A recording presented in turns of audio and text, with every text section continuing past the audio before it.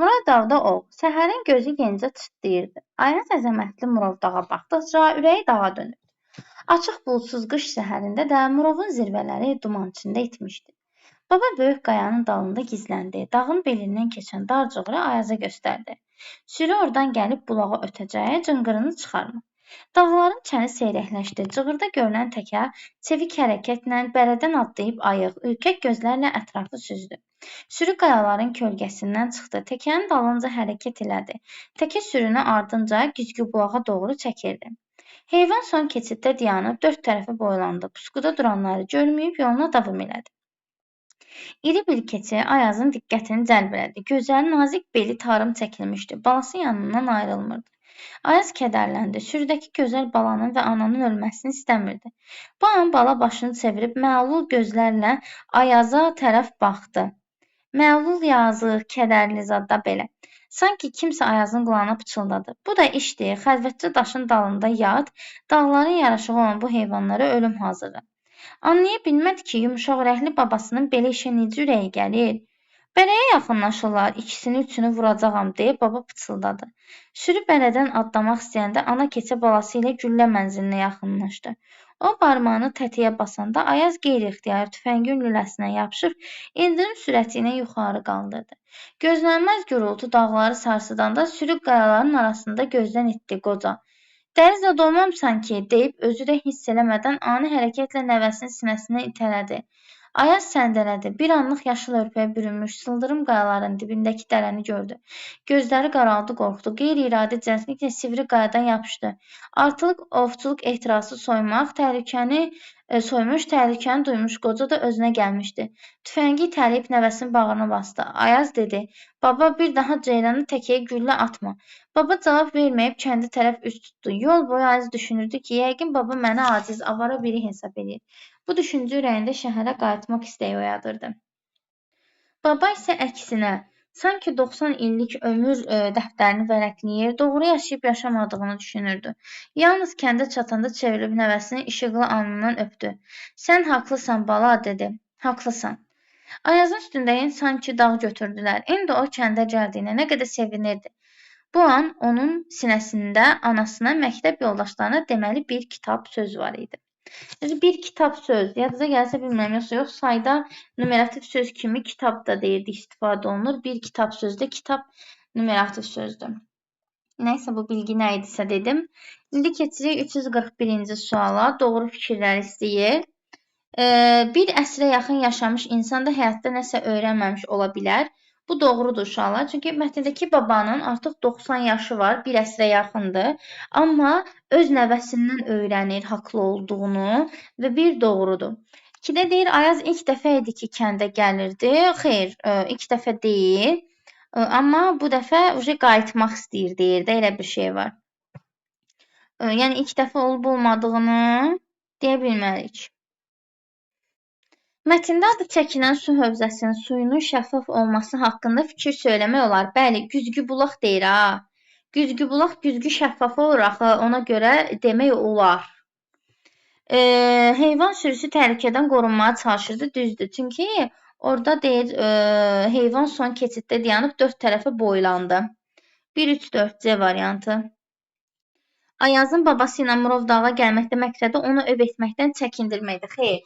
O da ov eləmək istəyir, amma heyvanları görəndən sonra yazığı gəlir. Keçdik 342-yə. Mətndə təsvir olunur. İnsanın gözəlliyi, xeyr, təbiətin gözəlliyi var, 2. Çünki orada deyir ki, əzəmətli Murovdağ, nə bilim, açıq buludsuz qış səhərində Murovun zirvələri duman içində idi. Canlı varlığın gözəlliyi bu da var, heyvanların gözəlliyi, orada keçinin gözəlliyindən danışır. Deyir ki, orada keçinin qəşəng olduğunu deyir də. Tapsam deyəcəm. Deyir. Sürüdəki gözəl balanın və ananın yazıb gözəl, nazik beli tarım çəkilmişdi, balası yanından ayrılmırdı. Bu isə canlı varlığın gözəlliyidir. 2-3. Mətndə təbliğ olunur mərhəmət, bəli, heyvanlara qarşı mərhəmət. Zəhmətkeşlik yoxdur, səbirlilik yoxdur. 2-3-4D variantı. 343. Səbəb, nəticəsi yanlış olanları seçirik burada. Ayaz babanın işinə mane oldu. Nəticədə baba Ayaza narazılığını bildirdi. Düzdür, o sinəsindən itələyir birinci. Baba silahı işə sala bilmədi. Xeyr, işə salmışdı. Hətta deyir ki, gözlənilməz gurultu dağları sarsıdanda, deməli, cüppultu eşidilirsə, deməli silahı işə salıb. Ayaz peşmanlıq duydu. Ayaz babanın işinə mane oldu. Nəticədə Ayaz peşmanlıq duydu. Əslində peşman olmur, artıq şəhərə qayıtmaq istəyir. Ayaz bilir ki, özü haqlıdır. Niyə peşman olsun ki? Düzdür. Ona görə 3. Sonra 4-də Ayaz narahatlıq keçirdi. Düzdür. Ayaz narahat idi ki, babası ondan inciyib də daha. Ona görə deyir ki, Caziyə yol boyu Ayaz düşündü ki, yəqin baba məni aciz, avara biri hesab edir. Ona görə narahat idi, amma peşmanlıq duymurdu. Narahat idi, düzdür. Ayaz şəhərə qayıtmaq fikrindən daşındı. Bu düz fikirdir, amma sırf səbəbi bu fikir deyil. Ona görə 2-3-5 Y variant. Ayazın şəhərə qayıtmaq fikrindən daşınması səbəbi babanın işinə mane olması deyil. Babanın işinə mane olur. Nəticədə baba elə bil Ayazı itələyir. Sonra Ayaz fikirləşir ki, babası onu avara hesab edir. Onun nəticəsində şəhərə qayıtmaq istəyir. Yəni qısacası 5-ci fikrin səbəbi yazılan fikir. Ona görə birbaşa səbəbi olmadığı üçün 5-də səhv. 2-3-5. Mətndə 4 və 5-ci abzasların yeri dəyişdirilsədir. 4-dən 5. Heyvan son keçiddə dayanıb 4 tərəfə iri bir keçi Ayazın diqqətini onun yanından ayrılmırdı. Yoluna davam elədi. Ta yaxşı. Deyir ki, fikirlərin ardıcılığı pozular. Xeyr. Fikirlərin ardıcılığı bərpa olunar. O əvvəl təkədən danışır, sonra keçidən danışır. Fikrin ardıcılığı pozulmaz 4-lə 5-in yerini dəyişsən. 1 səhvdir. Ya 2-3-dür, ya 3-5. O da olur 3-lə 5. Çünki deyir, həcmi sabit qalar. Düzdür də? Sən orada demir ki, 4-cü abzası mətndən çıxart, 5-ci abzası mətndən çıxart, ya demir ki, mətnə filan qədər cümlə əlavə elə. Həcmdə o zaman dəyişiklik olar ki, hansı cümlə çıxararsan, hansı cümlə əlavə edərsən. Sən sadəcə exchange edirsən, 2 də abzasın yerini dəyişirsən. Ona görə həcmi sabit qalacaq. 3-lə 5. Fikirlərin ardıcılığı bərpa olunar? Yox, bu zaten ardıcıllıq var idi. Əgər ardıcılıq pozğun olsaydı, belə deyək. Onda biz onu oxuyanda hiss edərdik. 3-lə 5. 345. Mətndə çərçivə daxilində verilmiş ifadə üst tutdu. Baba cavab verməyib, kəndə tərəf üst tutdu. Yəni, kəndə tərəf getdi də bir növ, belə deyək. Kəndə tərəf getdi. Baxdı anlamındadır, xeyr.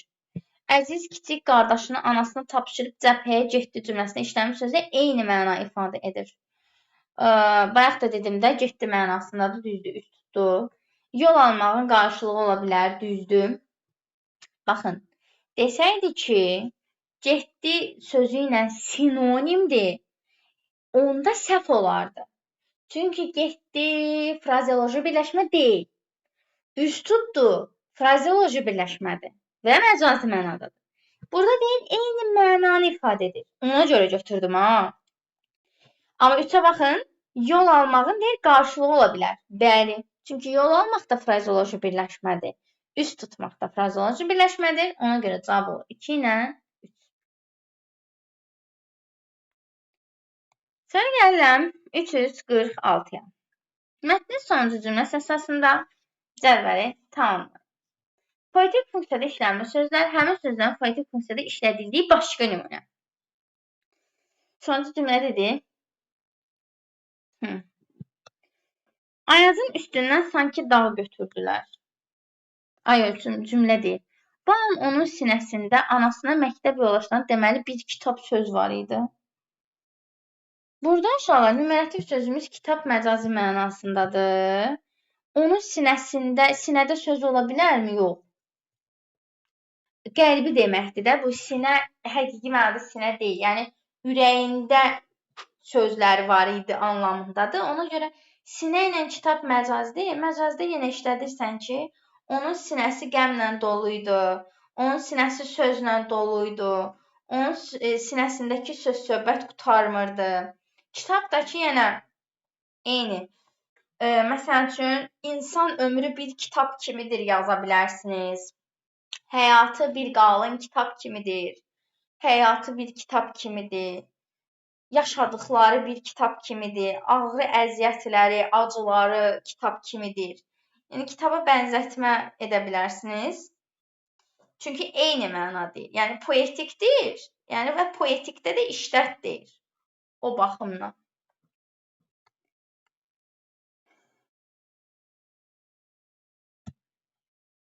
Dedim deyəsən. Dedim. Mətndə nöqtələri yanılığını 2 cümlə yazın. 2 cümlə. Sürü bələdən adlamaq istəyəndə ana keçi balası ilə güllə mənzilinə yaxınlaşdı. Sonra yaza bilərik ki, ardıcıllıqla babam həmin ana keçi və bala keçini gördü. Silahını nə bilim, silahını deməli ana və bala keçiyə tuşladı. O barmağını tətiyə basanda Ayaz qeyri-ixtiyar tüfəngin lüləsinə yapışıb ildırım sürətlə yuxarı qaldırdı. Deməli, babası birinci onları görməlidir. Sonra biz tərəfdə deyirlər, muşqunlamaq. Sonra onları nişan almalıdır. Ondan sonra tətiyi basmalıdır, düzdür? O tərz 2 dənə cümlə yazmalısınız. Məsələn, baba tüfəngini hazırlaşdı, tüfəngini hazır saxladı, keçini nişan aldı, barmağı tətiyə basanda Ayaz qeyri-ixtiyar tüfəngin lüləsinə yapışıb ildırım sürətlə yuxarı qaldı. Bu tərz cümlələr yazmalısınız.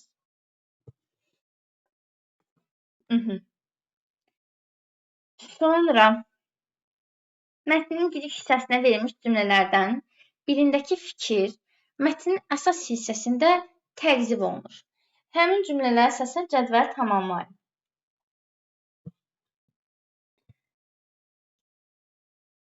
Deməli,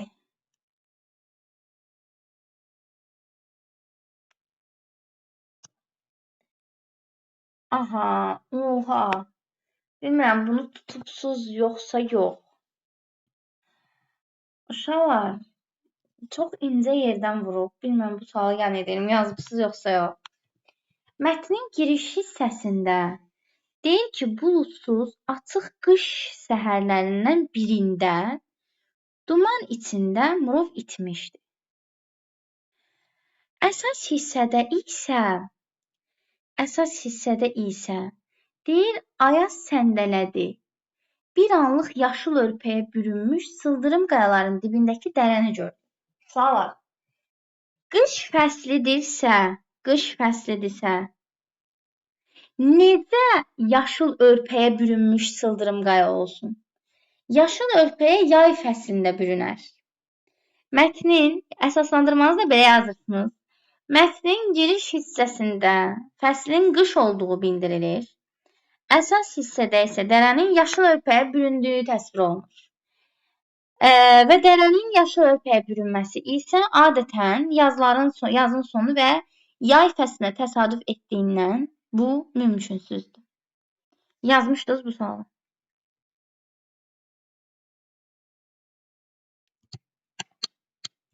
İnanmıram çoxunuz tutasınız.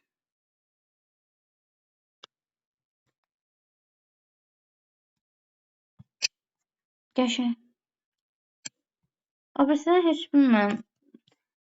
Yəni, nə bilim, mən şəxsən özünüzün yazdığına inanmıram. Bəzən, hamını demirəm.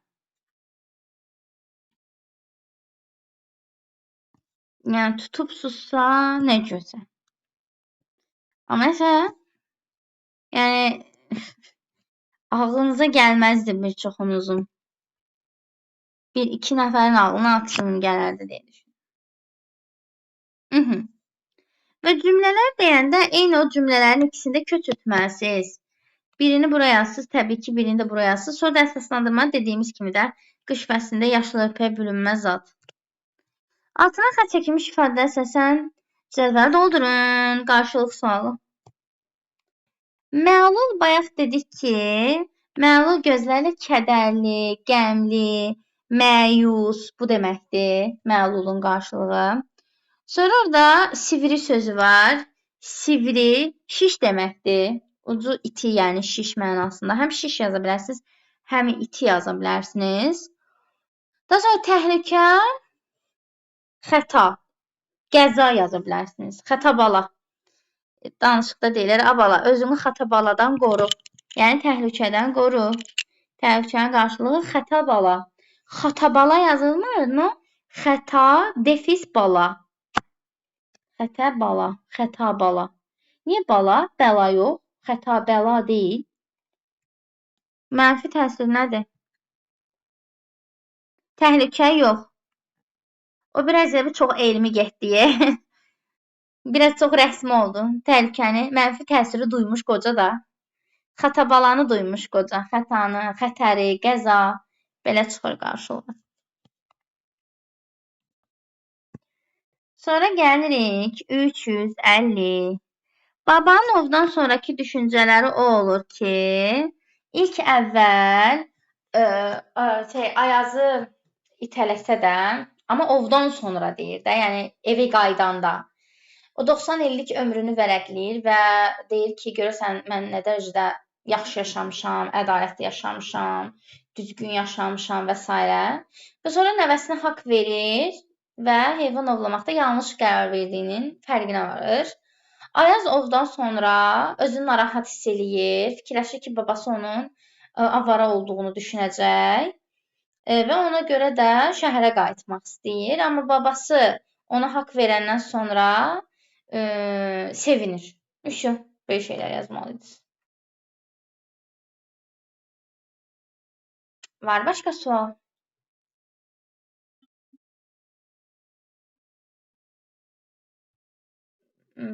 Dəqiqə.